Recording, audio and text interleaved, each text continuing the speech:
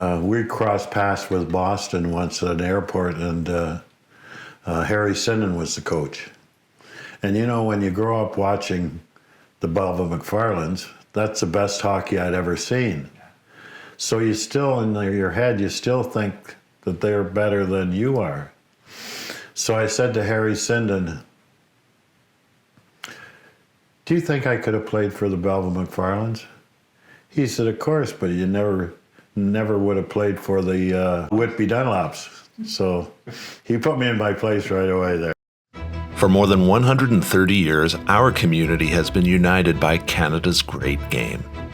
From the Victorias to the Reliance, the Blackhawks and Glenroys, the Memos, McFarlands, Mohawks, and the Quintes. To the Bobcats, the Bulls, and now the Belleville Senators. Friday nights at the Memorial, Saturday nights at the Yardman. Together, we celebrated. We celebrated heroes. We celebrated champions. Together. We cheered the Goyers, the Crawfords, the Hulls, the Mahars, the Subans. Together, we cheered. In Belleville, our history is hockey. This is our heritage. This is Belleville.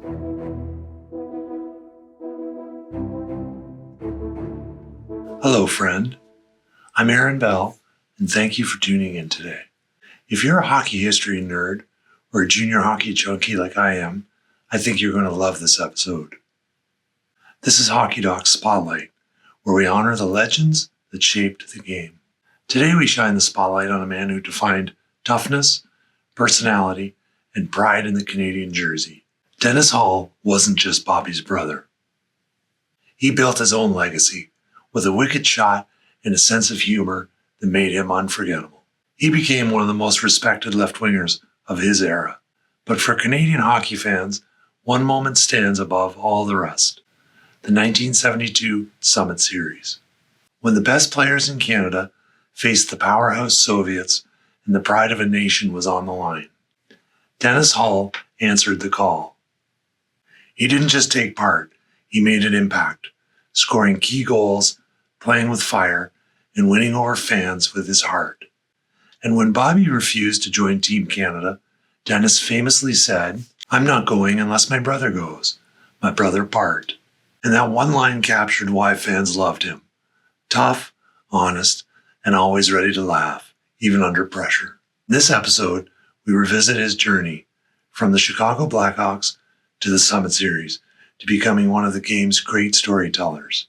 This is the story of Dennis Hall, a Canadian original on and off the ice. I'm curious, what was life like for you growing up when you were a young guy nearby in Point Anne? But tell me a little bit about what you remember about growing up as a young guy. Well, first I remember going to the arena to see my brothers play, Gary and Ron.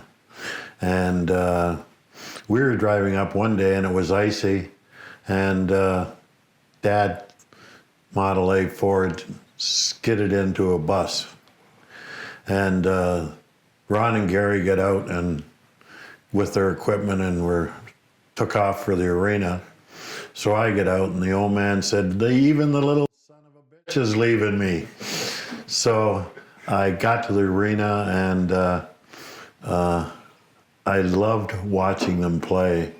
And I decided right then that that's what I wanted to do. I wanted to play like my brothers. What do you remember? What did you love about it? What was it that got your attention? Well, first of all, I watched the game and I noticed the goalie got to play the whole game. So I said, okay, I'm going to be a goalie. So I went in the net, and I'm telling you, I was so terrible. And besides that, by the time I got my equipment off, I missed the bus. So my mother said, you can't play goalie anymore. So that was the best decision I think I've ever made. Now, I was reading a little bit in the old newspapers about you as a little guy, winning some track awards and winning some, even playing at that time in Belleville for the Blackhawks. You got on the Blackhawks team even as a I saw like maybe Adam or something. I don't know how. Yeah. But what do you remember about kind of getting to suit up and put on the jerseys and go and play at the Memorial? I'm sorry, I missed that. What do you remember about playing as a young guy? Well, I remember making friends that, I'd never met before. From a family of 12, we didn't need anybody else, and we'd spend a lot of our time on the Bay of Quinte playing hockey there. But now I had these new friends and had a chance to play with them, and it was very, very enjoyable. Did you ever get a chance to see your father play? I did. Tell me about that. I did. He was a good player, and one morning he get up and he said, "I see in the paper they're calling your brother the Golden Jet." And I said, "Yeah, that's a neat name." Well, he said, "I had a nickname when I played." I said, "What was it?" He said, "The Blond Flash." I said, "Who gave you that name?" He said, "I did." Give it to yourself. And he was a big, strong guy. What kind of a player was he? He was very good. They won the Point Ann team, Canada Cement Company. They won the league they were playing in. Yeah. But he was a good player, and he could shoot. And I remember once watching them play, and he played with Bobby was 14 and played in the Trent Valley League, and my brother-in-law, Ray Brannigan, they were on a line. And in those days, they flooded the rink with a fire hose, so the net got hit with, and iced it up. So Ray went in, shot the puck, hit the net, bounced right back out. So Bobby went in, he shot the puck, hit the net, and went back out. Dad got the puck next time. He was going down the ice, and he fired it. It went right through the net and smashed it. And he went to the goal judge, and he said, "Count that, you son of a bitch." So that's what I remember him doing. You guys, probably by the time you got a chance to play in Belleville, you had your father, your brothers ahead of you. Was there a lot of pressure on you? Did you have to be a good player? Oh, no, there was no pressure then. We were so young. But, playing in that arena brings back fabulous memories. The hardest part was getting out on the ice because, the boards were like 6 feet high. So when I went over, I had to hang on and then drop down. So it was quite an old barn, as they say. No glass, just... No. Yeah. We were in there. Angela and I were just in there a couple of weeks ago. Oh, yeah. Yeah, I think it's past its time for sure. Yeah. Great memories there. Sure were. Watched the Belleville McFarlands play. Yeah. Tell me, I wondered, you'd been about a teenager then, eh? Not quite, because I left home when I was 14. Right. But, I watched them play, and that's how we got our first TV. We didn't have a TV. So I said, "Dad, we got to get a TV so we can watch the Belleville McFarlands." So he finally gave in, and we got a TV, and we watched the McFarlands win the World Championship. Wow. Did you ever have to walk to hockey? Just once. My dad worked shift work. So when he was working, he'd work 4 to 12, 12 to 8. So when he worked 12 to 8, it was too late because, the younger you were, the earlier your game started for some reason. But I got all dressed in my equipment and put my skates over my shoulder, and my mother let me leave at 4 in the morning to walk to Belleville. And, I was walking, but I was hoping to hitchhike and get a ride, but nobody ever stopped for me. So I made it. How old were you? I think I was 10. Could you imagine this day and age? I know. Yeah. That's what I think. When you played, were you on any teams that won a city championship or anything like that before you moved on? No. Just curious about that. They were just service club names. Yeah. Yeah. We saw a picture with Bobby and Doc Vaughn on a team together. We thought that was kind of interesting. Oh, really? I haven't seen that. No. Yeah. how did you get to St. Catharines? Like, tell me a little bit about how that happened. Well, it was strange. I was a bantam, I guess, and the scout, Bob Wilson, was there, and I didn't realize he was there to see me play. And, I'm sitting up in the seats, and he said, don't you think you better go and get ready? And I said, well, I don't play on this team. So he said, he went to the coach of the Kingston team, and he said, do you mind if a bantam plays? And he said, no, that's okay.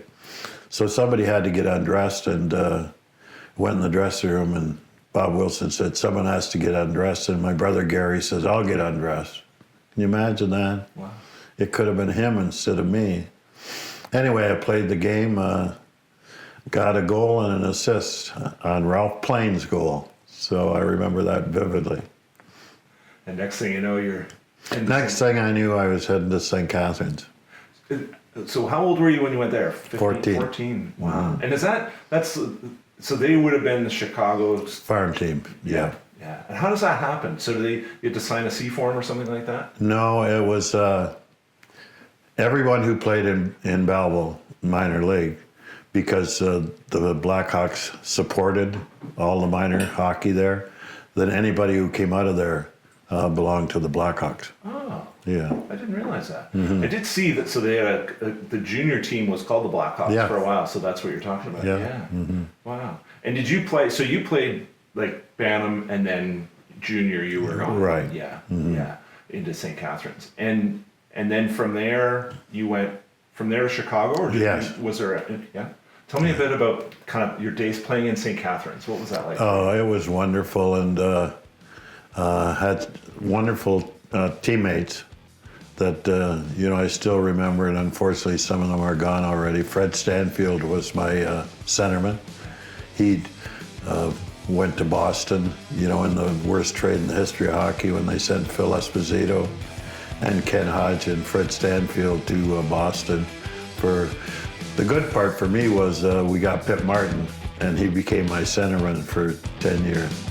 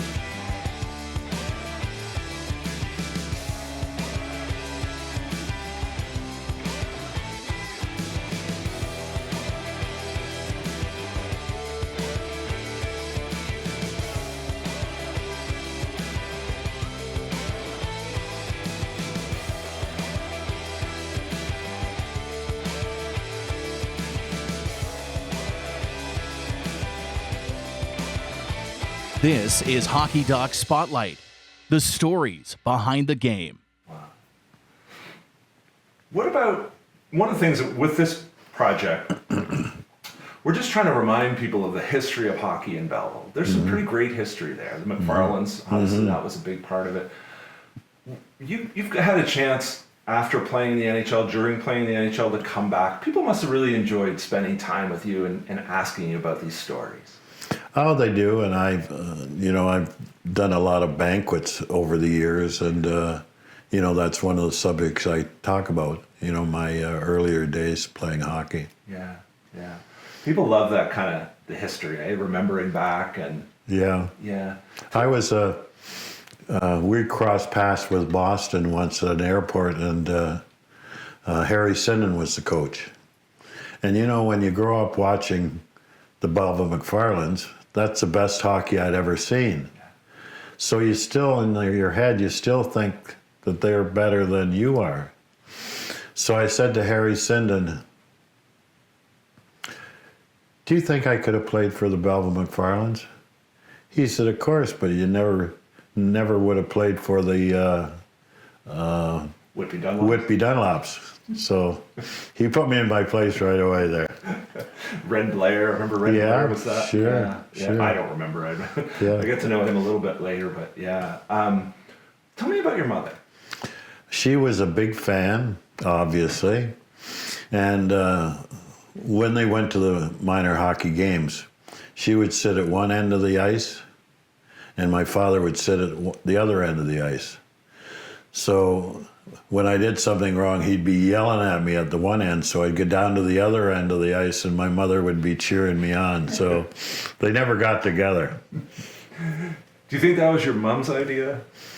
Yes, definitely. Yeah, and I thought it was a great idea. I'm thinking, boy, with such a big family, what could you imagine raising a family that size? Certainly not these days, but that must have been something else. It was fun, and as I say, we didn't need anybody else. We had each other, and my sisters played, and my sister Maxine, she was the leading scorer in women's hockey in Belleville. Yeah. Is that right? And she quit because she got cut over the eye, and she went to the doctor, and he said, "Oh, you're a hockey player. We won't freeze this." And she got stitched without being frozen. She said, "I've had enough of this goddamn hockey." That did it in. Yeah, it did. That was the end.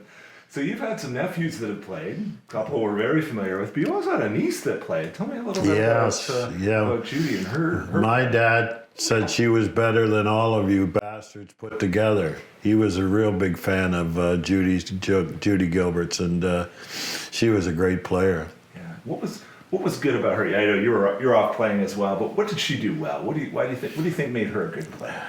Well, actually, I never saw her play. Yeah, so I don't know, but I know she was good. Yeah. And she put up lots of good numbers and then went to university and played there. So, obviously a very good player. My guess is getting to know her a little bit. She probably didn't put up with too much either from the other team. Probably not, I know. Yeah. We were in Chicago, and I was doing a book signing. And Judy was there, and we decided to go outside, So we went down these long set of steps and went outside. And then we realized we couldn't get back in. So we went around to the gate, and my book signing was just across the way there. And the usher said, "No, you can't come in." And I said, "Well, we have to go in." And he said, "No, you can't go in." Judy said, "He's signing books right over there, let him in." So they finally let me in. She was your security detail. Yes. I'm curious, any other memories you have of the memorial? Did you ever shovel the ice there? Yes, of course I did. Tell me about that. You got a quarter. Excuse me, a quarter of scrape. So we're scraping, and sometimes you get stopped, slowed down as you come to the corner. And my father was sitting there with Al Keelagher, the old umpire. And so we're stopped, and Al Keelagher said, "Are you going to be a hockey player like your brother?" And I said, "Yeah." And he laughed. And my father never talked to him ever again. Wow. He could tell me what to do, but nobody else could. Yeah. Did you ever get a chance to see them? You got to watch the McFarlands play there as well? Yeah, I used to sneak in the building.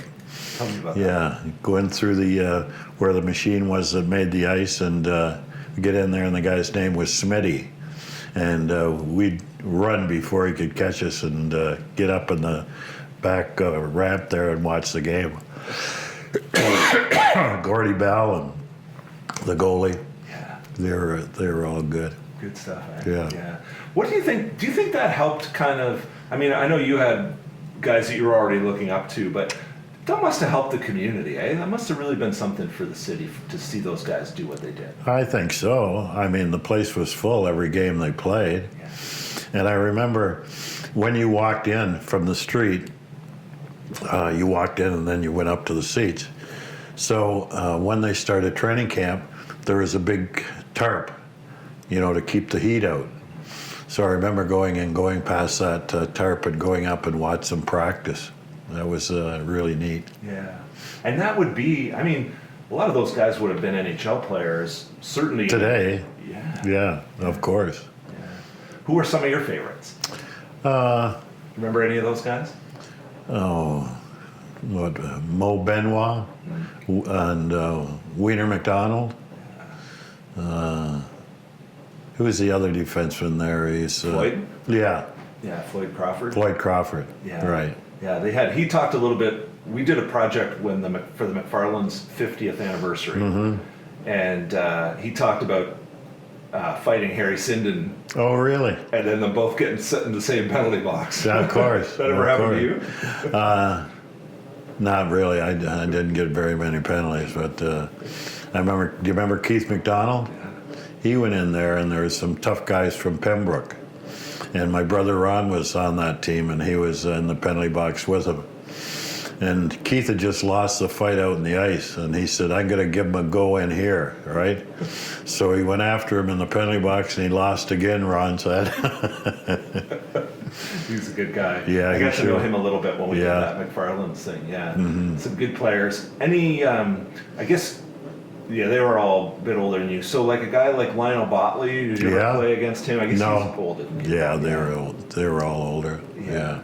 Who are some of your coaches? Do you remember any of your coaches or any of the people that you kind of helped you along when you were a young guy in Belleville? No, there wasn't. They weren't very much. They just volunteered. Yeah. And what we'd do, he'd come off the ice, and he'd put his arm down for the next 5, right?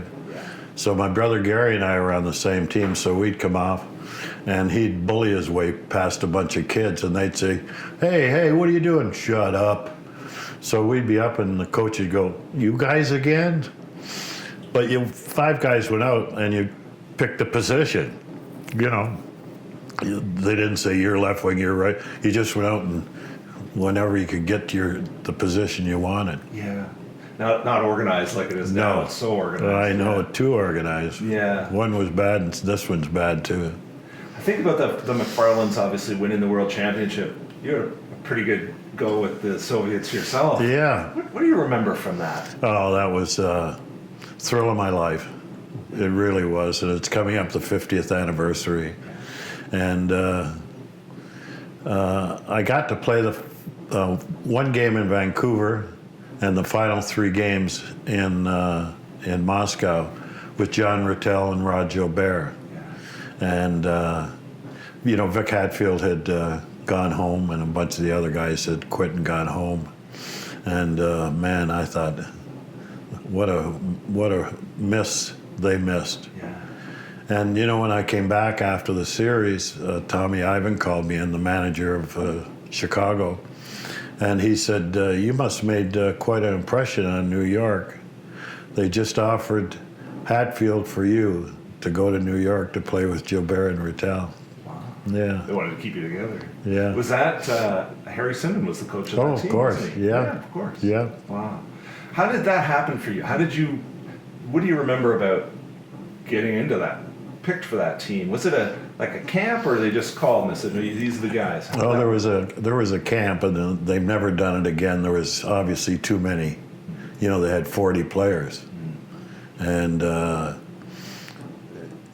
it's impossible, to have 40 players.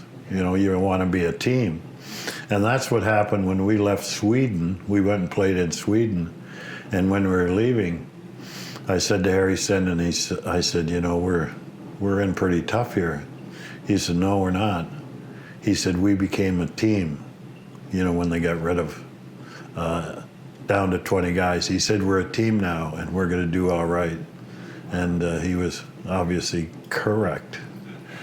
Tell me about that last game. What were the emotions going into that? Oh, that was unbelievable. And Paul Henderson became Canada's hockey hero. He scored the winning goal in every game with all less than 3 or 4 minutes to go. And he actually believes he was placed on this earth to do that.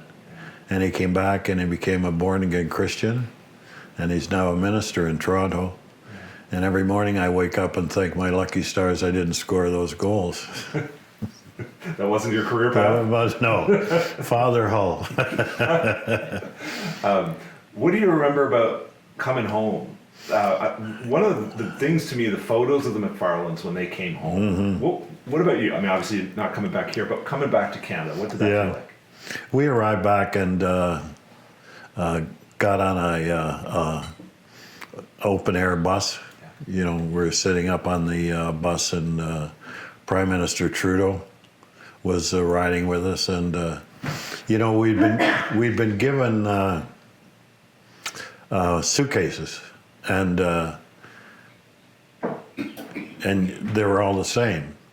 So they gave you your number in a little round sticker, and you put it on and then when they came off the belt, you knew who was yours. But, you know, instead of giving you 2 or 3, they give you half a dozen. So when we were on the,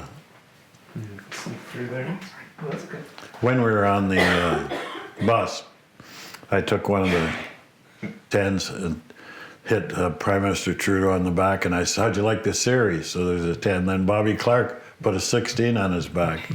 So there's a picture somewhere with him with number 10 and 16 on the back of his jacket.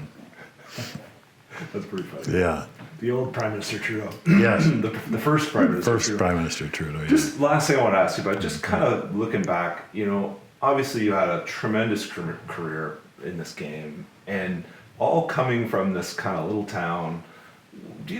What do you think that Belleville, Point Anne, growing up in this area, what do you think that did for you to help you kind of become the player and person that you are? Well, I think it had a big effect on me. You know, it was, you know, in Point Anne, there was Bobby and I, and there was Murney Carter, who won Canada won a championship with his boat.